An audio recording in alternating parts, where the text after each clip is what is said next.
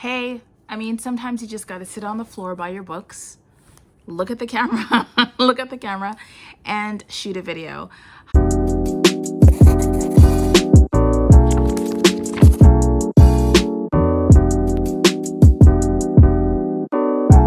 everyone, I am back for a Friday Reads video. It has been several weeks. I'm probably not going to do Friday Reads videos when the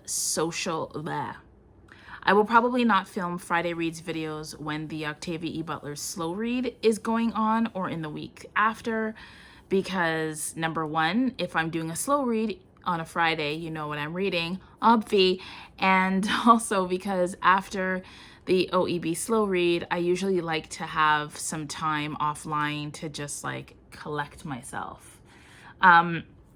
But I do want to talk to you about what I have been reading because I'm actually quite intrigued by my current read. So it's an adult fantasy. It's written by CL Polk. CL Polk, I can put it like there. Yes. CL Polk is a Canadian writer, and she is the, what if I did that? No, what if I did that?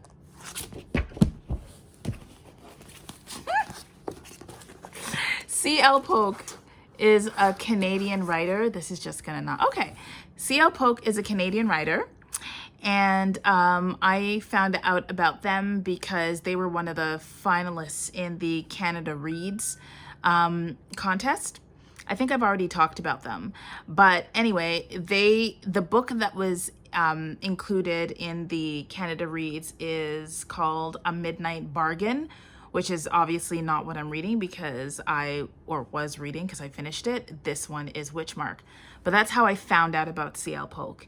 And I'm excited about and intrigued by their work because, as you know, I read Black writers who write Black science fiction and fantasy. CL Polk is a Black writer, is a mixed race writer.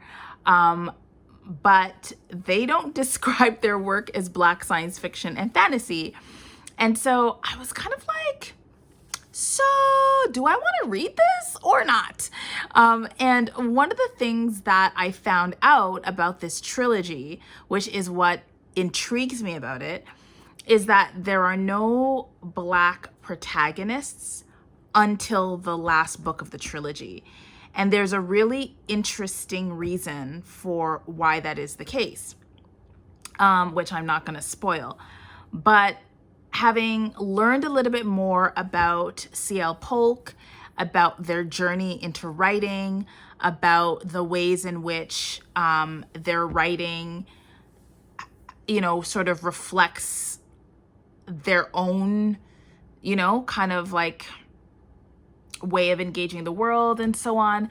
After learning a little bit more about that, I thought, you know what? Let me read their work. I'm excited to do that, and I would love to learn more about them as a writer. So CL Polk was so kind to send me a bunch of books, which I've talked about in a previous video. And the books include the trilogy. So that this is the first book of the trilogy, and it is called, what is the trilogy called? Is it called I don't think it's called the Witchmark trilogy, or series. I'm not sure. It's published by Tor. Not that that's going to help anyone. I'll probably need to read, I'll let you know what the trilogy is called in the description. But I really enjoyed book number one. So in book number one, we're following the main character, Miles.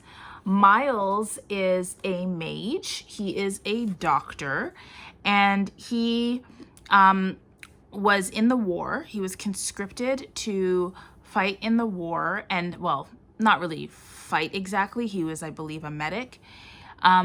And after the war was over, and the war was between these two feuding societies, I think they're called Elsira and the other one starts with an L. anyway, they're the Elsirans, and then the other people start, the L people. We'll find out who they are. And this is a second world fantasy, and it is based off of Edwardian England.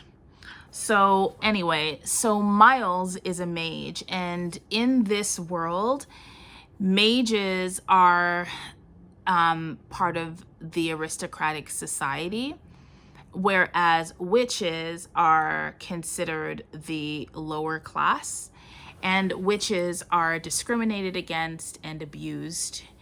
And also in mage society, there are like storm singers and then secondaries. And secondaries are obviously not as powerful as the storm singers, and they are a subordinate class of mage. They are destined to be bound to another storm singer. And the storm singer gets to draw upon the power of the secondary in order to do what they do, which is control the weather, which is why in part they have so much power. And so the texture of the society is actually really intricate, because not only do you have social class in the mundane sense, but you also have magical class systems, and there's an interplay between that and the mundane class system. You've got war, so there's a lot of veterans, injured soldiers, and actually Miles works in a veterans hospital and lives in this kind of shabby like boarding room house. And he has to hide his magic, because if he doesn't hide his magic, people will believe that he's a witch, and he will be hunted, because witches are put in asylums once they are discovered. So he's hiding from society because he doesn't want them to know he's a witch, but he's also hiding from his family because he's actually not a witch, he's a mage. And if his family finds out that he's actually alive, then he will have to be a secondary. But an interesting thing is happening to him, which is that the soldiers who have returned from the war and who he's been treating in the hospital have this weird condition where they have trouble sleeping, they get really bad headaches, and they're also subject to delusions. And he is a psychiatrist, and he has been treating some of these veterans and has noticed, not only through his psychiatry but also through his magical skills, that there is something strange and mystical about this particular disease. And so he's been trying to figure out, what is the cause of this mental illness? What is it about? What is its shape? How is it working? And what can he do about it? Also, very early on in the book, in the first scene actually, after we learn a little, well, not the first scene, but maybe the first chapter, after we learn more about Miles and his role in the hospital and the war and everything that, he is, his day is interrupted by a man who is bringing a dead man to him. And by the time the man is brought to Miles for treatment, and this man asked for Miles specifically, he basically dies. But in dying, he bequeaths a quest to Miles. And so Miles is trying to figure out who this man was, what the quest was about, why he wanted to speak specifically to Miles. So Miles is trying to stay in hiding, doesn't want anybody to know that he's magical.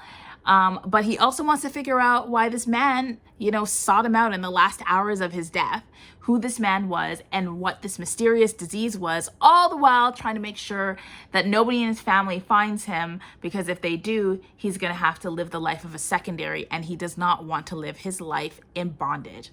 So this is very stressful for Miles.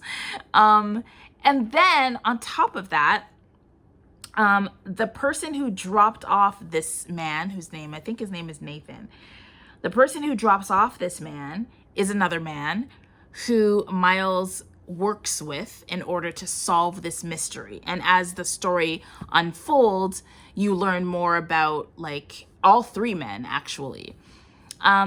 So the first book, I listened to it. I used Libby for the second time now, and I'm really enjoying Libby. And I'm kind of like, why pay for books on Audible when you could get them for free on Libby? That's a question that I've been asking myself for the past little while. Like, why was I paying for books on Audible? Because it's not like I really listened to them more than once. And if I did, I could just borrow them from the library. So why Audible? Why Audible when you could Libby? And also, the good thing about Libby versus Audible is that Libby's chapters are actually synced up with the book. So unlike Audible, which for some reason separates the book into different chapters. So if you're at chapter 13 in the book and you're doing a hybrid read and you want to annotate on Audible, you can't just go to chapter 13. You have to do the mental gymnastics, which I mean, arguably only really means like subtracting one or adding one, but I digress. The point is, it's easier to annotate when the chapters are correct and you can kind of look at the pointer in Libby and be able to, gauge, okay, halfway through the chapter, I had an audio bookmark. Let me transcribe that into my book. But anyway, I loved this story. I found myself missing it. So the days that I didn't read, I was like, oh my God, I need to know more. The pacing was really good. And the, in terms of character development, I learned enough about each character that I'm ready for book number 2. Like, I'm thirsty for book number 2, and I want to read the whole series and of course the whole trilogy. And of course, I want to get to number 3 because number 3 is really the book that I'm interested in because it has a Black protagonist, and I'm predicting that there is a race of Black witches who have been living super undercover in this Edwardian England, reimagined Edwardian England, and that they are gonna just like pop up in the 3rd book and be like, y'all think you had problems? So I'm hoping that that's gonna happen, but we have no idea. Anyway, that is Witchmark by CL Polk. I would, I'm down for this. I'm enjoying it. There's mystery, there's passion. Oh, and CL Polk's, it's very atmospheric. And there is a bicycle chase. When was the last time you read a book with like a ferocious bicycle chase? It was great. And even CL Polk did a lot of research about like tablecloths and teapots and different kinds of tweed and the fashion and the ways of the aristocracy, like etiquette and like the street, like cobblestones, like different the store faces of shops and things. There's just so much work done. Like I could see this. I could see this place. I could see this world. Obviously there are Black people in it, but there weren't a lot in the book. So I am going to, in fact, I think there was only one Black character in the book. And I think that she kind of rises to the surface as the trilogy continues. So I will say this is not my usual read. I usually am not interested in books written by Black authors that center white characters and have no Black characters or just one Black character.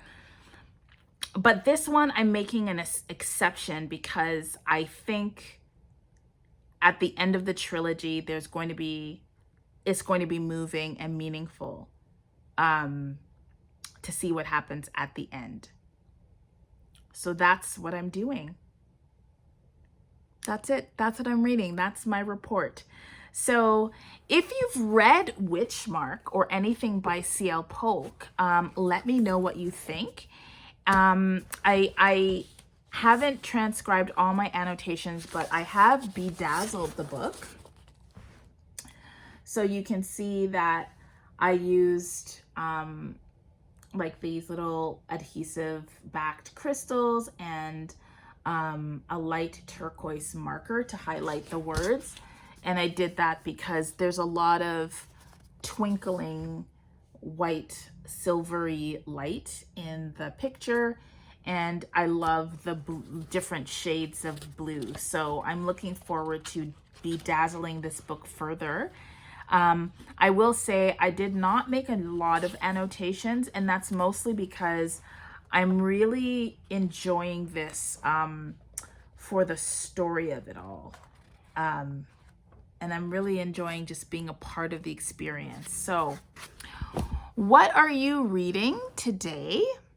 And how are you enjoying it? How far are you in the book? What are you reading? And I do have a question about representation. And, you know, how important is it for you to read writing by authors who share your own racial identity? And then part B to that question is, when reading authors who share your racial identity, how important is it for you that those authors have characters who are predominantly from the same racial group as they are / you are? So I'd love to hear your thoughts, and I would love to hear any opinions you might have about the choice that I made about this trilogy. And I feel really good about it. So curious as to your thoughts. If you have watched this all the way to the end, what I would like you to do is put a bicycle and something blue and maybe something silvery in the comments. Oh, and I also wanted to let you know about a cool thing that I did. I participated in Sista Sci-Fi's crash course for Candyman. So as you know, Jordan Peele, the I don't even know what to call him. I feel like King is patriarchal and monarchist, and I'm not really into that. God is a little ground poobah, old. I don't know. He's just amazing. He's a genius. And he's going to be coming out with a new Candyman movie, which I'm extremely excited to watch. And in preparation for the release, Isis at Sista Sci-Fi, and if you don't know Sista Sci-Fi, I'm judging you because Sista Sci-Fi is your #1 source for Black speculative fiction. It's an online bookstore, Black woman owned, and you should go there before you go anywhere else, and she's awesome. Isis is my co-lead along with Chloe for the solar-powered Afrofuturism slow reading group on Facebook. Isis is my co-lead along with Musical Tati for the Octavia E. Butler slow read, and somebody who I've been working with for many years at this point. So, you know, I know what she does. I know how important it is for her to make sure that she creates community around the Black speculative. So you can definitely sign up for Sista Sci-Fi. It's more than a bookstore. It's also a community. They've got a book club. They've got lots of events. So if you get on their mailing list, you'll find out about their events. And most of their events at this point are online. But I jumped into the Candyman crash course on the 3rd night. So the first night they watched and discussed Horror Noir, which is a documentary on Black horror, which you can watch on whatever streaming device you can find it on. But Tananarive Due, who's amazing, was obviously was one of the subject matter experts, along with a bunch of other individuals, like Jordan Peele and so on. So they watched that. I haven't watched that yet. Then they watched Candyman 1, which I intelligently watched on my own last week. Tomi's like, you're on your own, babe. You are on your own. Good luck.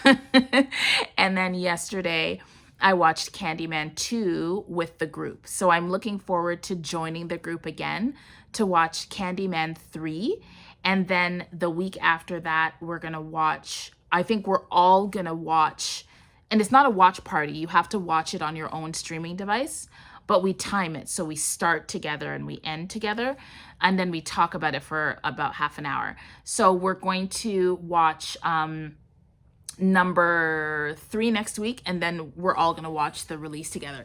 And if I can reach it without giving you more than you bargained for, yes, I can do that. Okay. So the other thing that I want to talk about is yesterday, one of the co-hosts for the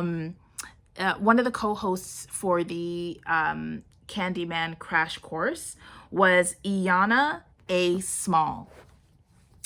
And Iana A. Small is the editor of this book.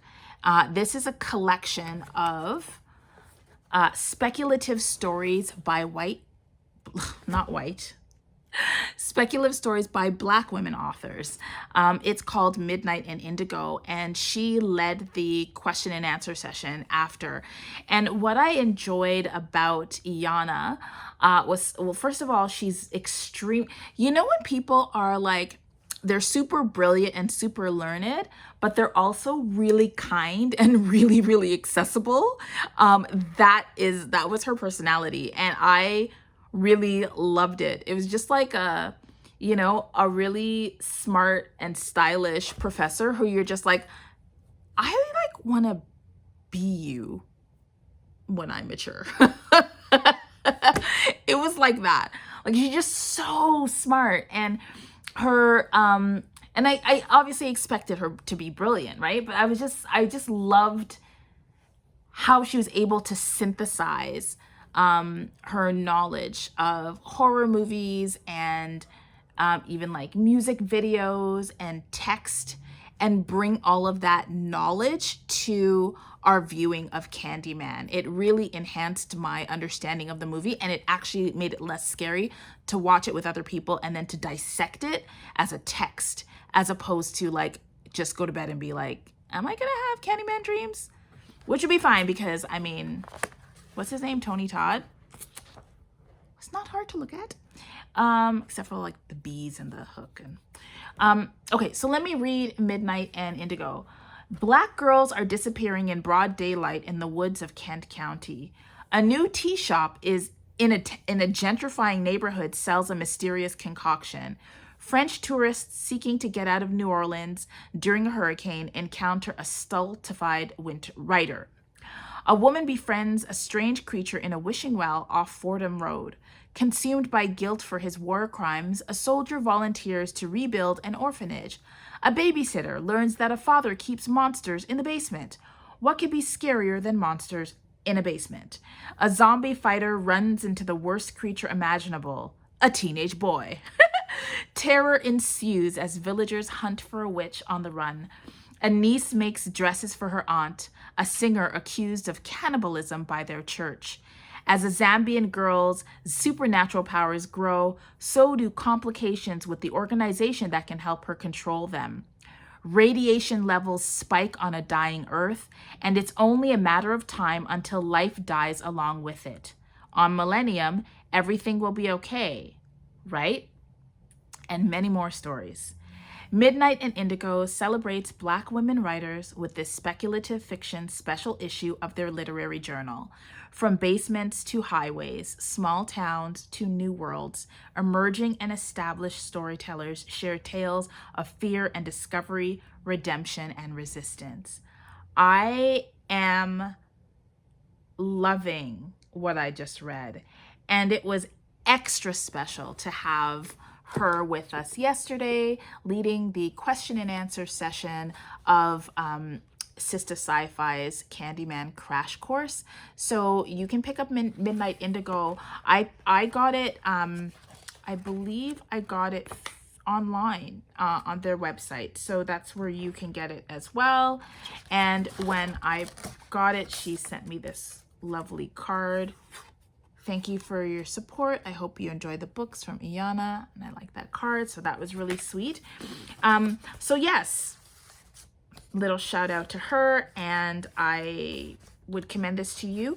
This might be a really good read for you if you want Black speculative stories for the Black the Black SFF-a-thon, and another collection of Black speculative stories by Black women. It's Black from the Future, which I received an advanced reader's copy from BLF Press, and this was edited by Dr. Stephanie Andrea Allen and Lauren Sherrill. They gave me this lovely bookmark as well as this. This is their card. It was a lovely package. And this collection was incredible. I actually, you can see it, I went through each of the stories and rated each of the stories and then took an average. And out of 5, the average was 4.5. And I had stories rated as high as 7 out of 5. It really was an incredible collection of speculative work. So both, I haven't read Midnight and Indigo yet, but Midnight and Indigo and Black from the Future. If you want to read like Black women spec fic, there's actually one more. Wow, this video is one meandering discussion, which I think is good. I'm trying to find, it's a collection of horror writing by Black women, and unfortunately it's not on my horror. It's called Black Magic Women, and I thought it was actually right here, but it is not. So I can't help myself right now. Oh, it's right here. Girl, okay, hold on. Let me just try to get it out without toppling things.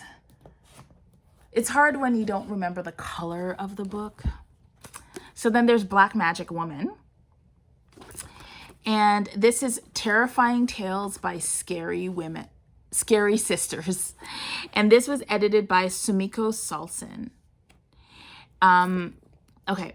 From 18 of the women profiled in 100 Black women in horror come 18 soul-scorching tales of terror that place Black characters up front and center. Imagine horror where Black characters aren't all tropes and the first to die. Imagine a world written by Black sisters where Black women and femmes are in the starring roles, from flesh-eating plants to flesh-eating bees, zombies to vampire-eating vampire hunters.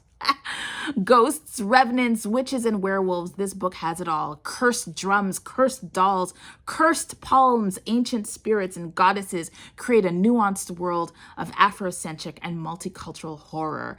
17 terrifying tales by 17 of the Scary Sisters profiled in the reference guide 100 Black Women in Horror. So there's also that. This is turned into a 28, probably 30-minute Friday Reads video in which I share with you 3 collections of speculative work by Black women: Midnight and Indigo, 22 speculative stories by Black women writers; Black from the Future, a collection of Black speculative writing, edited by Dr. Stephanie Andrea Allen and Lauren Sherrill; and Black Magic Women, Terrifying Tales by Scary Sisters, edited by Sumiko Salson. Of the 3, I have read this one. So yes, I would love to know if you've read any of those, and I am literally going to go now. I'm probably going to premiere this video later on this evening. So I will see you in the chats, and thank you very much for watching. Always remember to read with purpose, because the writers that we are reading are writing with purpose. They are, oh, there's one more thing I want to tell you. Speaking of reading with purpose, I had the ultimate pleasure of being one of the presenters at Voodoo Knots summer workshop. And Voodoo Knots is a summer writing incubator for Black writers, emerging writers, like established writers as well. I think there's a mix. But anyway, Voodoo Knots is made up of 4 folks. They're amazing. There's LP and Yvette and Shingai. Also, her name is also in Jerry, so I call her in Jerry because she's my namesake. And also Hugh. And the 4 of them together make up Voodoo Knots. And it was a really powerful time to be with them. And yeah, there's a lot of really amazing writers coming out of Voodoo Knots. So definitely look out for them and check out Voodoo Knots over Twitter. Okay, that is all I have to say to you right now. I will see you in the chats. Thank you very much for watching. And yes, read with purpose, because these writers write with purpose. And why not meet them at that place of excellence and intention? Why not, right? Bye, everyone.